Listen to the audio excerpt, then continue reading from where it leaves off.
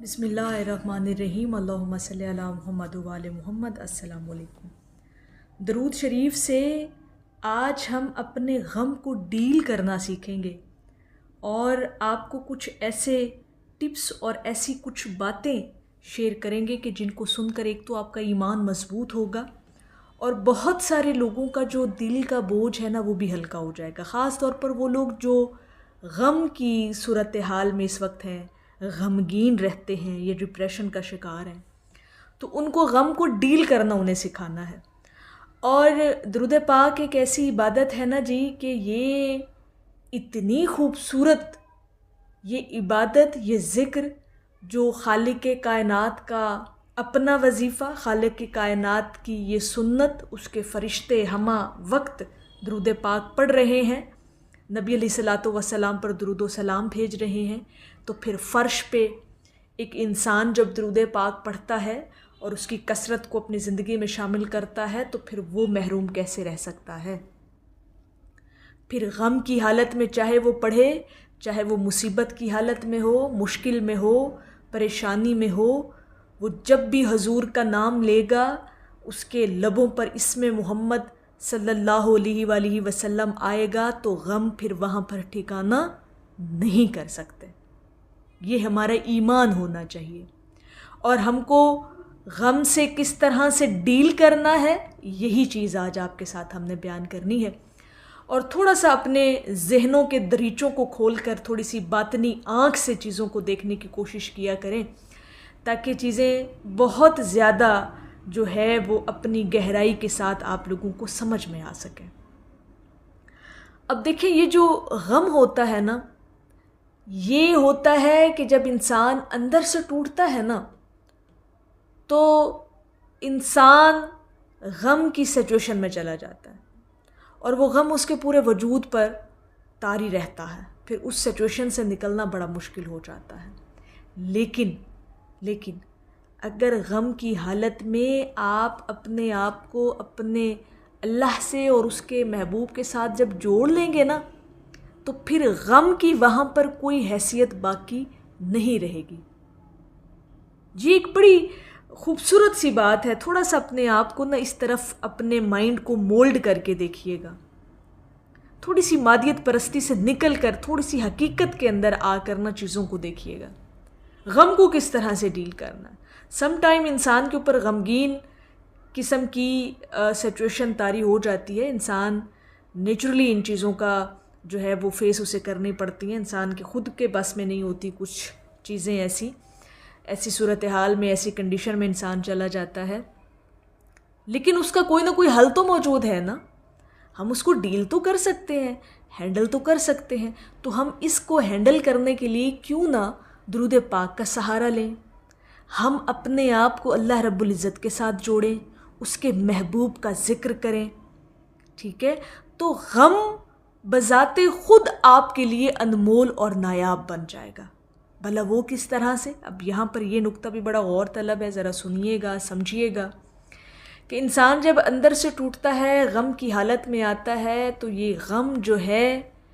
یہ بھی اللہ رب العزت کی طرف سے انسان کے لیے انعام ہے، اور میں یہ سمجھتی ہوں کہ غم اللہ کی طرف سے آپ پر احسان ہے، کیونکہ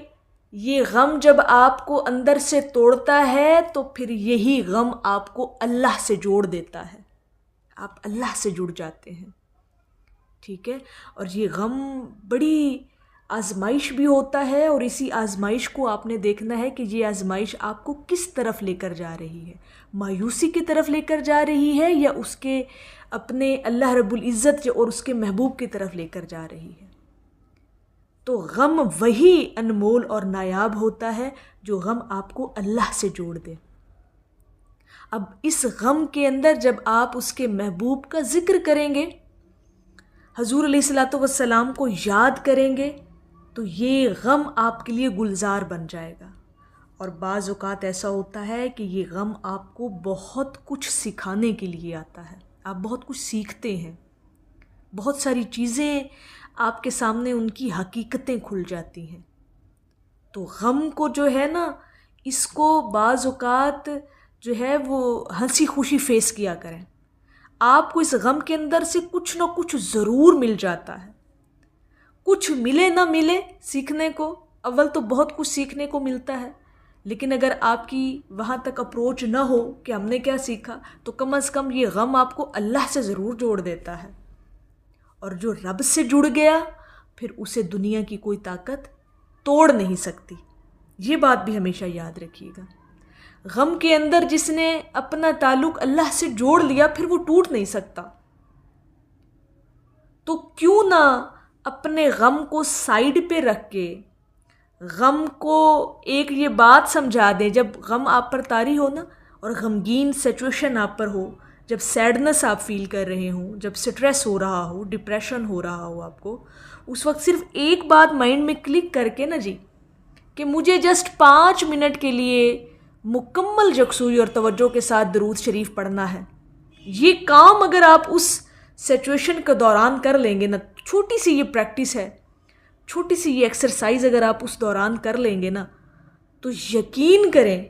کہ آپ کا وہ غم جو ہے وہ انشاءاللہ تعالی سکیٹرڈ ہو جائے گا. وہ آپ کو اس لیول تک اس کی انٹینسٹی جو ہے، اس غم کی جو شدت ہے وہ کم ہو جائے گی. تو یہ ہے اپنے غم کو ڈیل کرنا. جب اس طرح کی سچویشن آئے باوضو ہو جائیں اور 5 سے 10 منٹ کے لیے فوراً سے یہ سمجھیں کہ میں اپنے یہ ڈپریشن، اپنے اس غم، اپنی سچویشن کا علاج کر رہا ہوں یا کر رہی ہوں. ٹھیک ہے، میڈیکیشن کے طور پر سمجھیں. غم ایک بیماری ہے بذات خود، اور اس کی جو اس کا علاج ہے، اگر وہ آپ درود پاک کے ذریعے درود پاک کا ذکر کر کے کریں گے تو انشاءاللہ تعالی یہی غم آپ کو اللہ اور اس کے محبوب کے قریب کر دے گا. اور یقیناً غم ایسی چیزیں ہیں، ایسا یہ ایک میں سمجھتی ہوں کہ ایسی آپ کی لائف کے اندر یہ ایک اس کا ایک امپورٹنٹ رول ہے جو آپ کے لیے بعض اوقات ٹرننگ پوائنٹ ثابت ہوتا ہے. آپ کی زندگی یہاں سے بدل جاتی ہے، زندگی کا زاویہ بدل جاتا ہے جب یہ غم آپ کو اللہ سے جوڑتا ہے. تو اللہ سے جڑنے کے لیے پھر اس کے محبوب کا ذکر کیا کریں، درود پاک کا ذکر کیا کریں، درود پاک کا سہارا لیا کریں، درود پاک کے سہارے سے اپنے غم کو ڈیل کریں. انشاءاللہ تعالی یہ چیزیں آپ کی زندگی سے آہستہ آہستہ سے ریموو ہوتی جائیں گی. اور جب کبھی یہ طاری بھی ہوں تو اس کا فقط ایک علاج ہے، ہر درد کی دوا جسے کہتے ہیں نا کہ صلی علی محمد ہے. تو نبی پر درود و سلام بھیجیں، انشاءاللہ تعالی آپ کے غموں کا جو بوجھ ہے وہ ہلکا ہو جائے گا. تو میری اللہ رب العزت کی بارگاہ میں دعا ہے کہ اللہ پاک آپ کو اور مجھے ہر وقت اور ہر سانس کے ساتھ اپنے نبی علیہ الصلاۃ والسلام پر درود پاک پڑھنے کی توفیق عطا فرمائے. آمین یا رب العالمین. اور آخر میں ہے کہ پڑھنے لگا درود میں جب سے حضور پر، ہر کام میرے واسطے آسان ہو گیا. ایک دفعہ محبت سے پڑھ لیجئے، صلی اللہ علیہ حبیبہ محمد وآلہ وسلم.